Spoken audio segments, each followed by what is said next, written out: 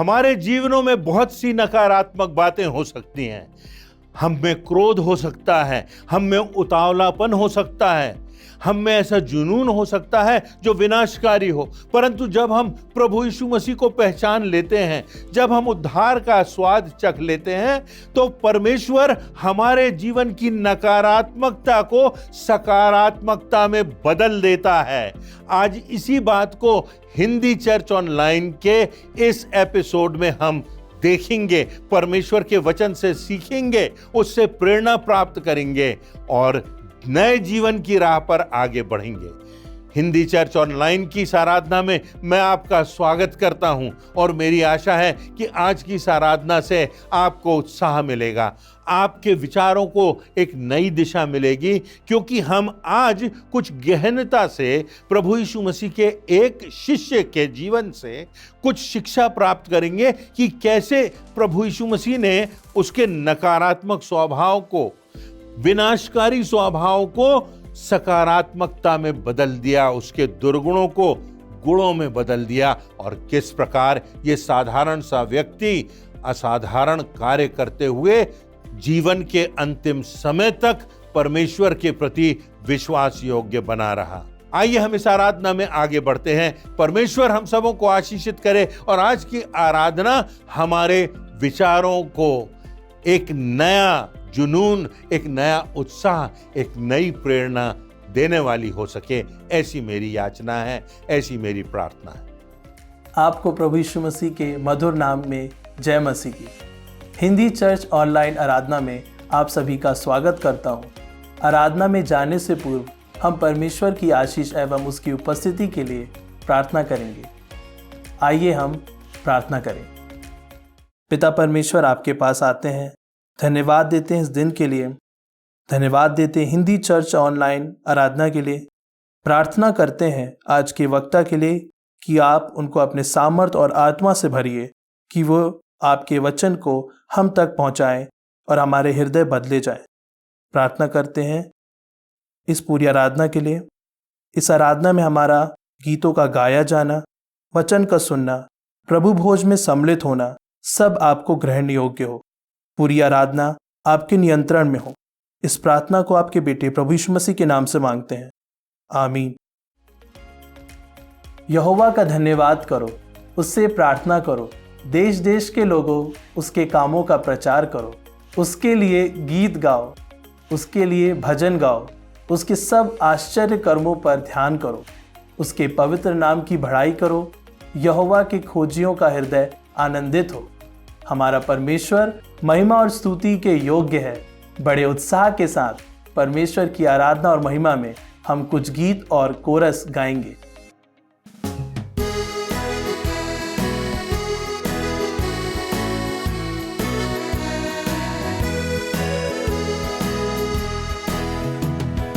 आओ हम यहोवा के लिए ऊंचे स्वर से गाएं, अपनी मुक्ति की चट्टान का जय जयकार करें। आओ हम यहोवा के लिए ऊंचे स्वर से गाएं, अपनी मुक्ति की चट्टान का जय जयकार करें। धन्यवाद करते हुए उसके सन्मुख आए, धन्यवाद करते हुए उसके सन्मुख आए। भजन गाते हुए उसका जय जयकार करें। आओ हम यहोवा के लिए ऊंचे स्वर से गाएं, अपनी मुक्ति की चट्टान का जय जयकार करें। क्योंकि वो हमारा परमेश्वर है, क्योंकि वो हमारा परमेश्वर है, और हम उसकी प्रजा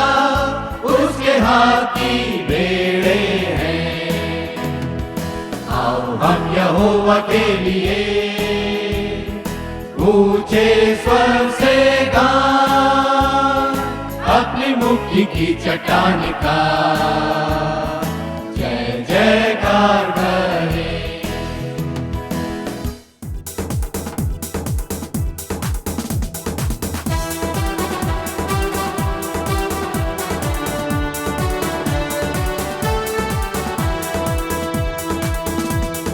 जिसने आकाश बनाया, जिसने पृथ्वी बनाई, जिसने आकाश बनाया, जिसने पृथ्वी बनाई, वो सर्वशक्तिमान प्रभु है, वो यहोवा हमारे संग संग है।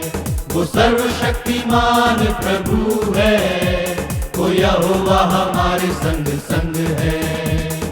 सेनाओं का यहोवा हमारे संग संग है, याकूब का परमेश्वर हमारा ऊंचा गढ़ है। सेनाओं का यहोवा हमारे संग संग है, याकूब का परमेश्वर हमारा ऊंचा गढ़ है। समुद्र को जिसने है बांटा, जंगल से मार को निकाला, समुद्र को जिसने है बांटा, जंगल से मार को निकाला, वो वायदों को करता है पूरा, वो यहोवा हमारे संग संग है। वो वायदों को करता है पूरा, वो यहोवा हमारे संग संग है। सेनाओं का यहोवा हमारे संग संग है, याकूब का परमेश्वर हमारा ऊंचा गढ़ है। सेनाओं का यहोवा हमारे संग संग है, याकूब का परमेश्वर हमारा ऊंचा गढ़ है। प्रभु यीशु मसीह के एक और शिष्य का जिक्र आज हम करेंगे।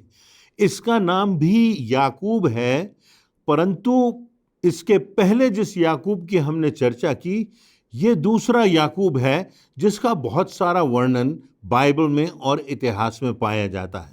याकूब सलोमी तथा जब्दी का पुत्र और यूहन्ना का भाई था। पेशे से याकूब मछुआरा था।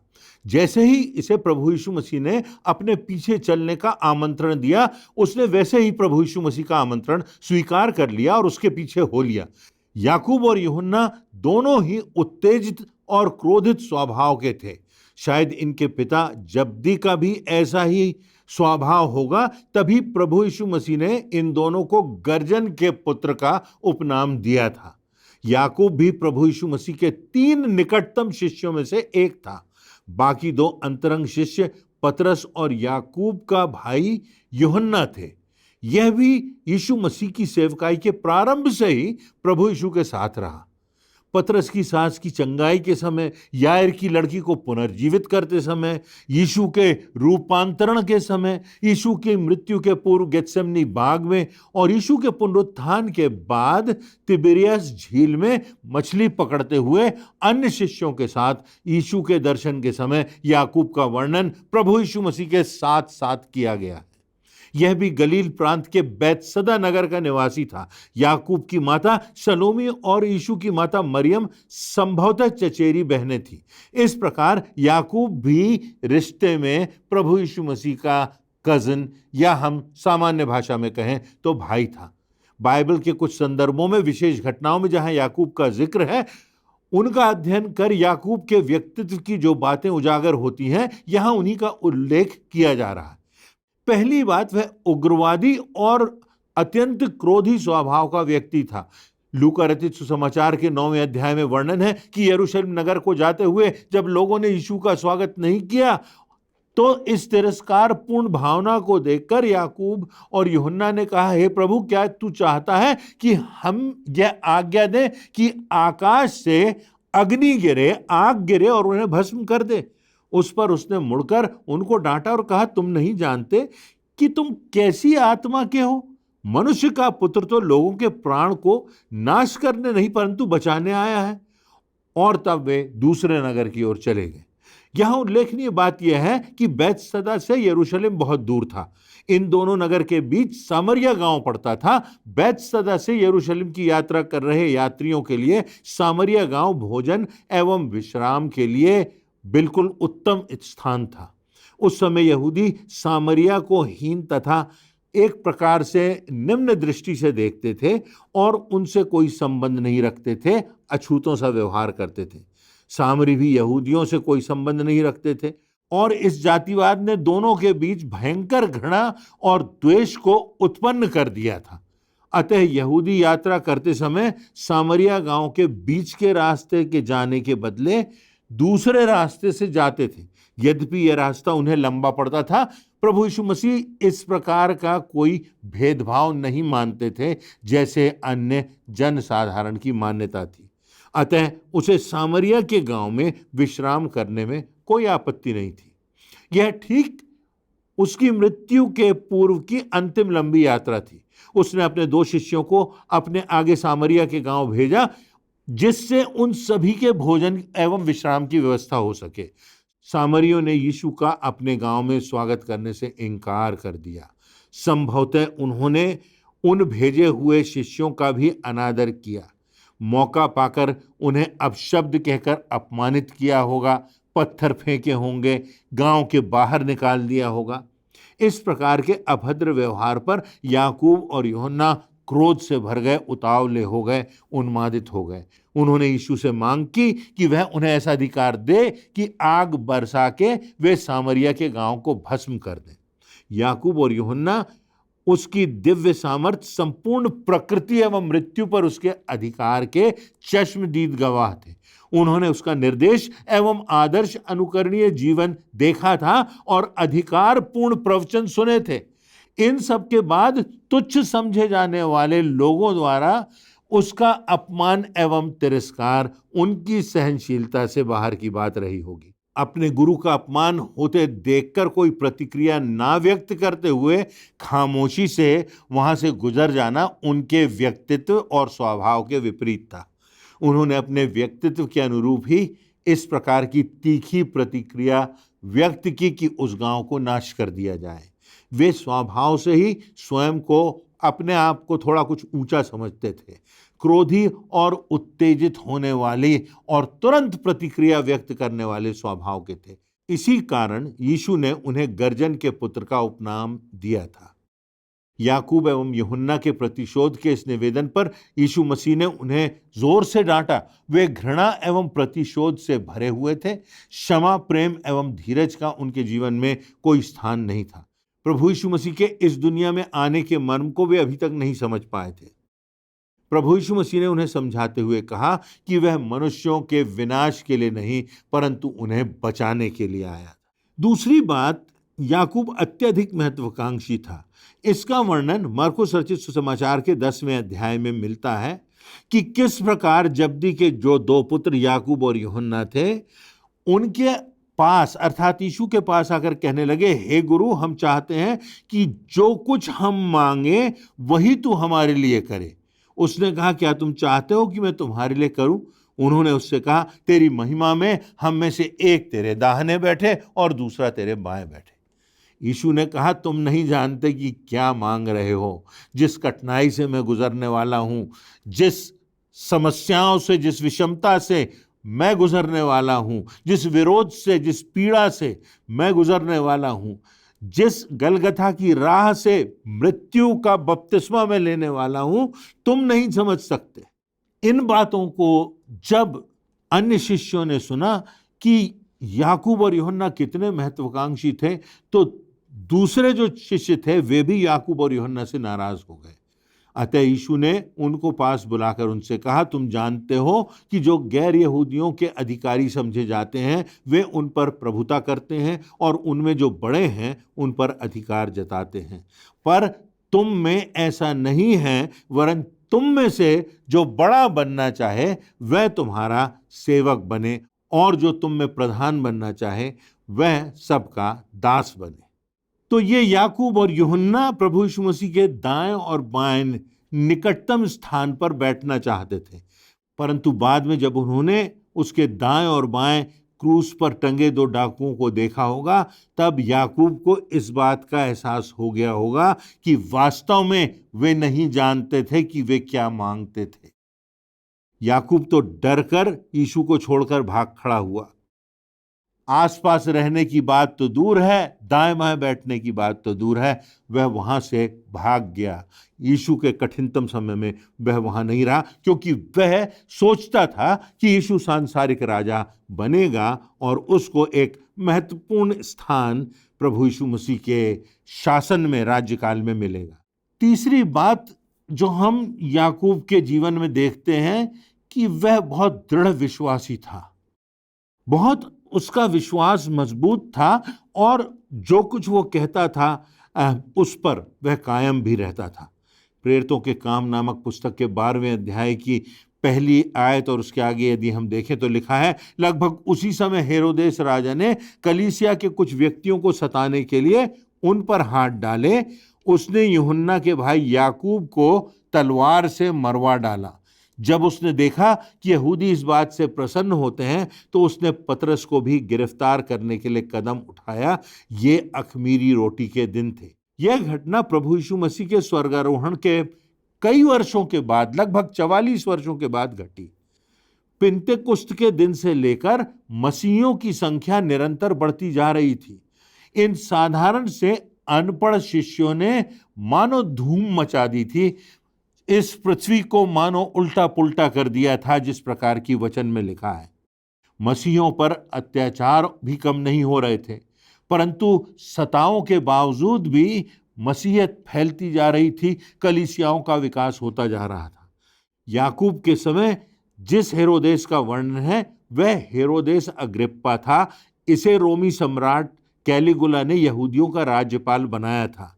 यह उसी हेरोदेस राजा का वंशज था जिसने बैतलहम में 2 वर्ष से छोटे बच्चों को तलवार से घात कराया था। इसी हेरोदेस ने यूहन्ना बपतिस्मा देने वाले का सिर भी कटवाया था।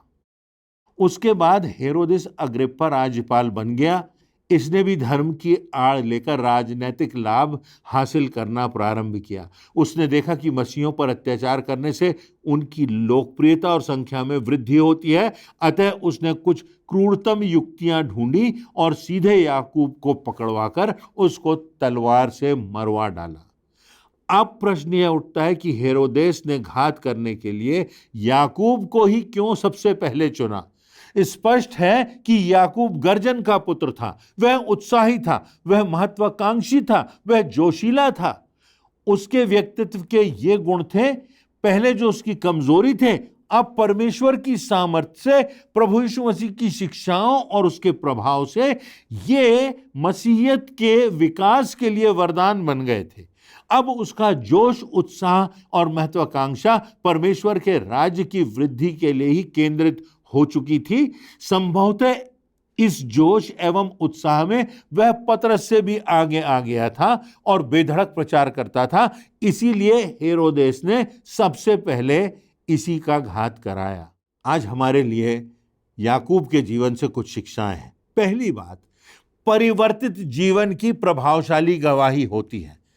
यदि हमारे जीवन में वास्तव में हम परमेश्वर के रास्ते पर चल रहे हैं और प्रभु यीशु मसीह का अनुगमन कर रहे हैं, तो क्या हमारे जीवनों में कोई अंतर आया है, कोई परिवर्तन हुआ है, और यही परिवर्तन हमारी गवाही बन जाता है। प्रभु यीशु मसीह की मृत्यु और पुनरुत्थान के बाद जब उसके चेलों ने, अन्य लोगों ने जब प्रभु यीशु मसीह को देखा तो उनके जीवन में आमूल परिवर्तन आ गया। यही बात याकूब के साथ हुई और अब वह आत्म केंद्रित ना रहकर दूसरों के अनंत लाभ पहुंचाने के लिए आगे बढ़ गया। उसकी महत्वाकांक्षाएं परमेश्वर के राज्य की वृद्धि के लिए केंद्रित हो गई और वह दुगने उत्साह और जोश के साथ प्रचार करने में संलग्न हो गया। यीशु मसीह के पुनरुत्थान से हमारे जीवन में परमेश्वर के रास्ते पर चलने के संकल्प से क्या हमारे जीवन में कोई परिवर्तन हुआ है, या हम केवल अपने स्वार्थों के लिए जी रहे हैं, या हम दूसरों के लिए भला सोच रहे हैं, दूसरों के लिए हित कर रहे हैं, दूसरों को क्षमा कर रहे हैं, दूसरों को विनाश के नहीं परंतु अनंत जीवन के मार्ग पर लाने का प्रयास कर रहे हैं, दूसरों की जिंदगियों को, उनके अनंत को बचाने का प्रयास कर रहे हैं।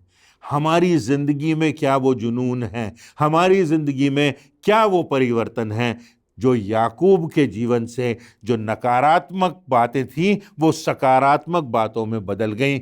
क्या प्रभु यीशु मसीह के स्वीकार करने से, परमेश्वर के रास्ते पर चलने से मेरे और आपके जीवन में कोई सकारात्मक परिवर्तन दिखता है, कोई गवाही दिखती है, कोई प्रकाश दिखता है? यह हमको आज अपने आप से पूछना है। दूसरी बात, हमारा चाल चलन परमेश्वर के योग्य हो।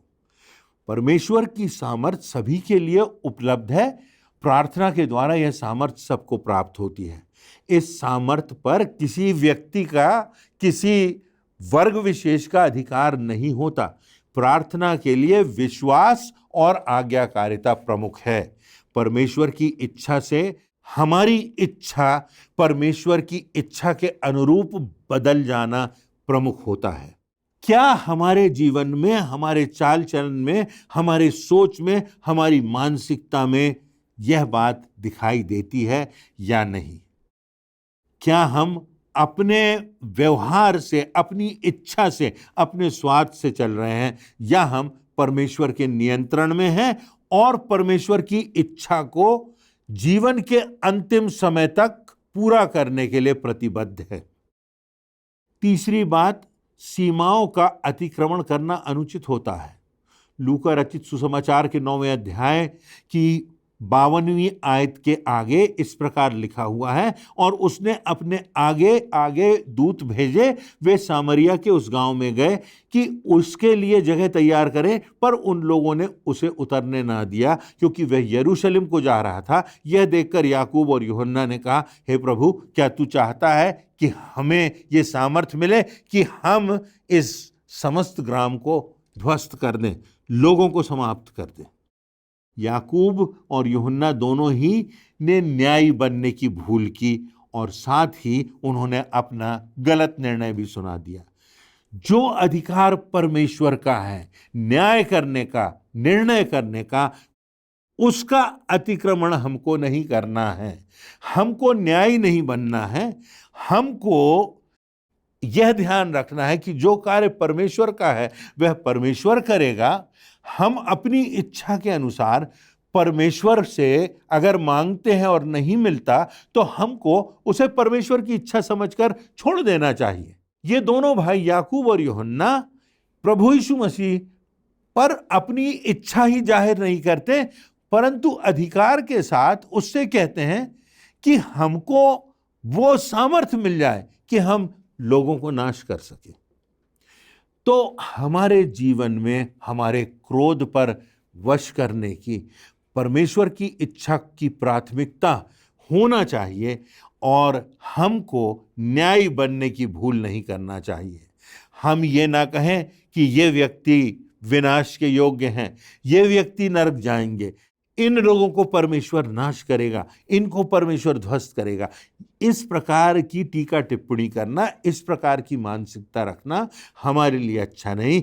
यह परमेश्वर का कार्य है। हमें केवल भलाई करते जाना है, हमें केवल परमेश्वर की इच्छा को पूरा करते जाना है, हमें बुराई को भलाई से जीतना है। तो यहाँ पर हम देखते हैं कि किस प्रकार याकूब के जीवन में एक आमूल परिवर्तन आ गया।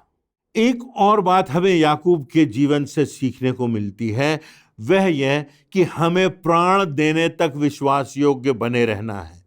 क्योंकि याकूब प्राण देने तक विश्वास योग्य बना रहा, इसीलिए चेलों में सबसे पहले तलवार से उसका घात कर दिया गया, उसको मार डाला गया। परंतु उसने अपने विश्वास से समझौता नहीं किया। वो जानता था परमेश्वर की इच्छा के अनुसार चलते हुए, प्रभु यीशु मसीह का अनुगमन करते हुए, अगर उसके रास्ते में क्रूस भी आएगा, उसके रास्ते में उसकी हत्या भी कर दी जाएगी, तो उसकी आत्मा सुरक्षित है और वह प्राण देने तक विश्वास योग्य रहा। अपने जीवन के अंतिम समय तक अपने जीवन को उसने निछावर कर दिया और प्रभु यीशु मसीह के लिए उसने संसार की बातों से समझौता नहीं किया, यहाँ तक कि अपनी जान भी उसके सामने कुर्बान कर दी। हमारे साथ क्या होता है, छोटी छोटी बातों में हम समझौता कर लेते हैं, छोटी छोटी बातों में हम डर जाते हैं, छोटी छोटी बातों में हम घबरा जाते हैं, परंतु हमें मनुष्यों को खुश रखने से ज़्यादा परमेश्वर को खुश रखना है, उसकी इच्छा को पूरा करना है, क्योंकि यही अनंत जीवन का रास्ता है, इसी में अनंत जीवन का सार छुपा हुआ है। तो हमने देखा याकूब के जीवन में यहाँ तक कि उसका कत्ल कर दिया गया, पर उसने समझौता नहीं किया। हमारे साथ क्या यह बात सत्य है? हमारे साथ यह बात क्या लागू होती है? क्या हमारे जीवन में प्रभु यीशु मसीह की उसके वचन की प्राथमिकता है? क्या हम इस बात के लिए तैयार हैं कि हमें अपना जीवन भी देना पड़े तो हम इस संसार से समझौता नहीं करेंगे और परमेश्वर के लिए जीवन में किसी भी प्रकार का त्याग करना पड़े, हम आगे बढ़ते जाएंगे और इस संसार में रहते हुए भले हमारा शरीर विनाश की ओर चला जाए, हमारे शरीर को घात कर दिया जाए, परंतु बात यह है हमारी आत्मा जो अनंत तक के लिए है, जो परमेश्वर ने हमें दी है, वह सुरक्षित रहे। इसी में हमारा उद्धार है। यही बात हम याकूब के जीवन से सीख सकते हैं, उससे प्रेरणा प्राप्त कर सकते हैं। जो व्यक्ति विश्वास के कारण मृत्यु को भी, यहाँ तक कि जब उसकी हत्या की गई तो उत्साह से, शांति से, विश्वास में दृढ़ होते हुए उसे गले लगा लेता है और अपनी आहुति दे देता है।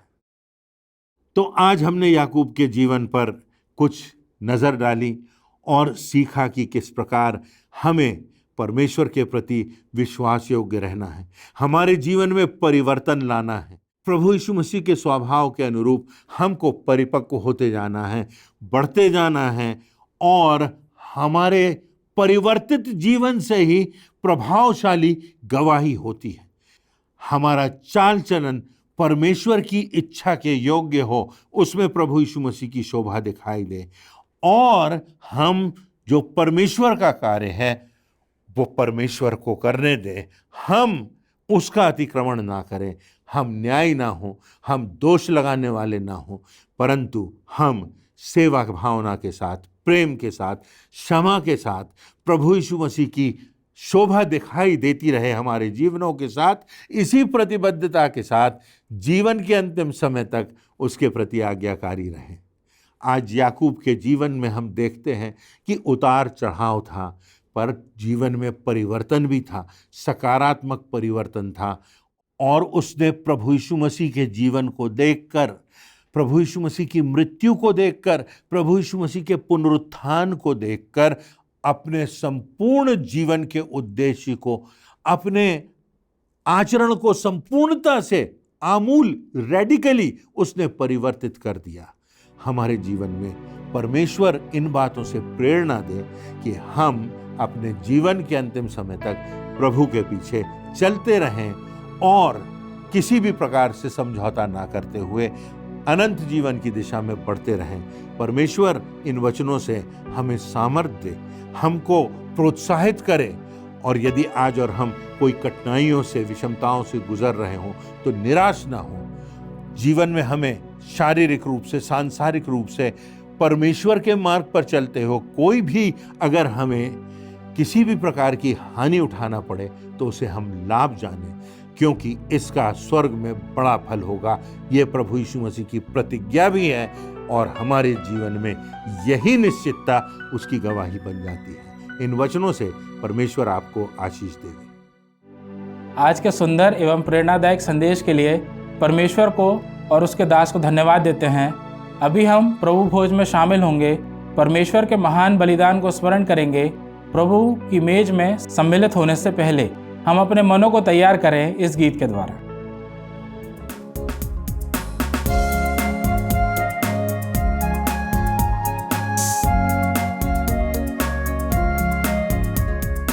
और किसी बात की बड़ाई ना करें, यीशु मसीह के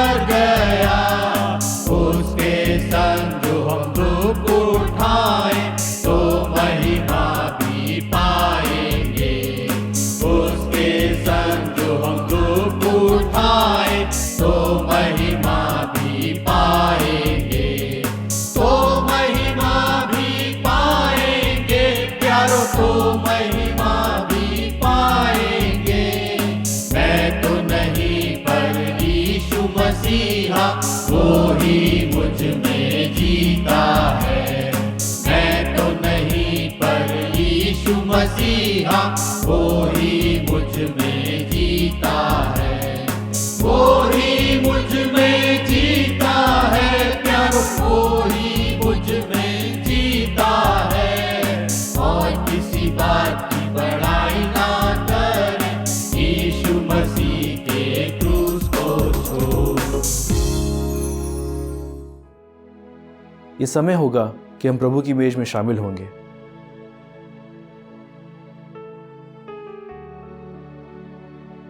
प्रभु यीशु जिस रात वो पकड़वाया गया, उसने रोटी ली और धन्यवाद करके तोड़ी और कहा, ये मेरी देह है जो तुम्हारे लिए है, मेरे स्मरण के लिए यही किया करो। इसी रीति से उसने ब्यारी के पीछे कटोरा भी लिया और कहा, यह कटोरा मेरे लहू में नई वाचा है, जब कभी पियो मेरे स्मरण के लिए यही किया करो। क्योंकि जब कभी तुम यह रोटी खाते और इस कटोरे में से पीते हो तो प्रभु की मृत्यु को जब तक वह न आए प्रचार करते हो। आइए हम प्रार्थना करें। परमेश्वर पिता, हम आपके नज़दीक आते हैं। हम नज़दीक आते हैं अपने मन और हृदय के साथ, पूरी आत्मा के साथ। हम धन्यवाद देते हैं इस मेज के लिए जो आपने हमारे सामने दी है। हम जानते हैं ये चिन्ह है उस प्रेम का जो आपने हमारे लिए किया, कि अपना इकलौता पुत्र हमारे लिए भेज दिया। हम धन्यवाद देते हैं यीशु मसीह के प्रेम के लिए, जिसने अपनी जान हमारे लिए दी, मारा गया, गाड़ा गया और फिर से जी उठा, कि उसके जी उठने के द्वारा हमें एक अनंत जीवन मिल सके। हम जिसमें शामिल होते हैं, हम याद करते उस समय के लिए जब हमने भी निर्णय लिया कि हम प्रभु यीशु मसीह के पीछे चलेंगे। उस निर्णय में निरंतर हम आगे बढ़ते जाएं, उसमें आपकी सामर्थ मांगते हैं। प्रार्थना करते हैं इस ब्यारी में शामिल होने के द्वारा हम फिर से आशीषित हो सके और अपने निर्णय को फिर से याद कर सकें और आपके बलिदान के लिए धन्यवाद दे सकें। ये प्रार्थना हम प्रभु यीशु मसीह के नाम से मांगते हैं, आमीन। जिसने भी प्रभु यीशु मसीह पर विश्वास करके बपतिस्मा लिया है, वह इस विधि में शामिल हो सकता है। आइए हम इस ब्यारी में भाग लें।